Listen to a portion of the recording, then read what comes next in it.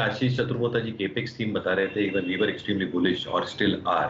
But उसके साथ जो डोमेस्टिक स्पेंडिंग है, ये थीम्स पे भी आई थिंक ध्यान देना चाहिए, because compare to the rest of the world we are better off at this point of time. तो I think hotels and leisure एक बहुत बढ़िया स्पेस है जहाँ पे डोमेस्टिक स्पेंडिंग बरकरार रहेगी अगले कुछ तिमाहियों तक। Mahindra holidays is something that we are liking at markets mate India. दो तीन की रीजंस, एक आई थिंक जो पिछले तिमाही के नतीजा है Q1 में दो चीजें हुई हैं। एक तो इनका जो रिजॉर्ट रेवेन्यू है 84 करोड़ का, this is the highest ever. क्यों है? क्योंकि ऑक्यूपेंसी 89% टच हुई है और मैनेजमेंट का ये मानना है उनकी कॉन कॉल में कि 90% के ऊपर बरकरार रहेगी। दूसरा जो मेंबर एडिशन होते हैं जो बहुत की होते हैं ये सेगमेंट के लिए, 3,800 मेंबर्स ऐड हुए हैं पिछले तिमाही में, taking the cumulative member base to 2,70,000। और उसके साथ साथ उन्होंने रूम ऐड किए हैं अपने अलग अलग रिजॉर्ट्स पे।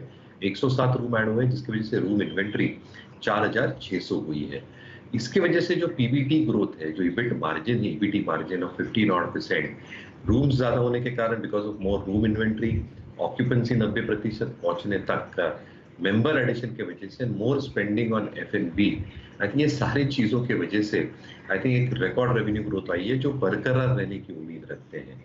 Eight the same time I think there is zero debt on the balance sheet, और जो कैश ऑन बुक्स है वो लगभग 1200 करोड़ के आसपास है, जो ऑर्गेनिक और इनऑर्गेनिक ग्रोथ को फ्यूल कर सकता है। तो मुझे लगता है आई थिंक जो एक कंसिस्टेंसी है ये रेवेन्यू ग्रोथ में, मार्जिन एक्सपेंशन में और बॉटम लाइन ग्रोथ में बरकरार रहने की उम्मीद है। The best quarters are yet to come. तो मुझे लगता है आई थिंक महिंद्रा हॉलीडेज एक अच्छा विकल्प हो सकता है। एक 15 से 16% की अपसाइड हम देख रहे हैं with a top stop loss of 263। ये रिसर्च नोट हमारी क्लाइंट्स को डिसमिनेट हुई है, क्लाइंट्स के पास शायद ये स्टॉक हो सकता है।